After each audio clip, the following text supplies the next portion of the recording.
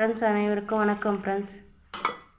அவரைக்காய் ஸ்லைஸ் பண்ணி எடுத்து வச்சுருக்கேன். நான் ஸ்லைஸ் பண்ணல, நார் மட்டும் எடுத்து க்ளீன் பண்ணி கழுவி எடுத்து போட்டு வேக வச்சுட்டேன் ஃப்ரெண்ட்ஸ்.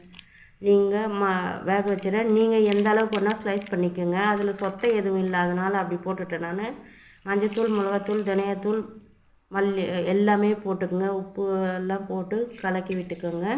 கலக்கி விட்டு மூடி வேக வச்சு எடுத்துக்கோங்க. கடாயில் எண்ணெய் ஊற்றி கடுகு சீரகம் போட்டிருக்குங்க.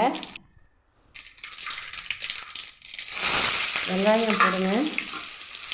சின்ன வெங்காயம் 50 கிராம் போட்டிருக்கேன். வெங்காயத்தை ஆள் போட்டிருக்கேன், நம்ம தோட்டத்தில் விளைஞ்சது. கருவேப்பிலை போட்டிருக்கேன்,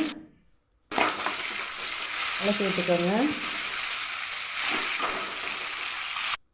ஃப்ரெண்ட்ஸு யாரோ என்னோடய வீடியோவை ஷேர் பண்ணிகிட்டே இருக்காங்க, அந்த நல்ல உள்ளத்துக்கு நன்றி. இந்த பூண்டை நசுக்கி அந்த மாதிரி தட்டி 1-2 தட்டி எண்ணெயில் போட்டுக்கோங்க. ரொம்ப டேஸ்ட்டாக இருக்கும்.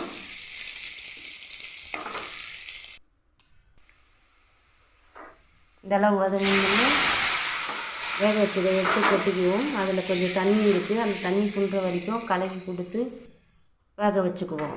நல்லா வெந்ததுமே மூடி வேக வைக்கணும். இன்னும் அந்த தண்ணி சுண்டுற வரைக்கும் வச்சுக்கோங்க. அப்புறமா இறக்கி இது பண்ண வேண்டியது தான். இப்போது இப்படி எடுத்துடுங்க. கொத்தமல்லி தூவிக்குங்க. இப்போ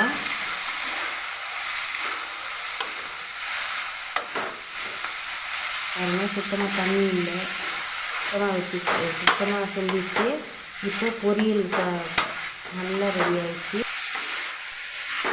பொரியல் நல்லா சூப்பராக ரெடி ஆகிடுச்சு.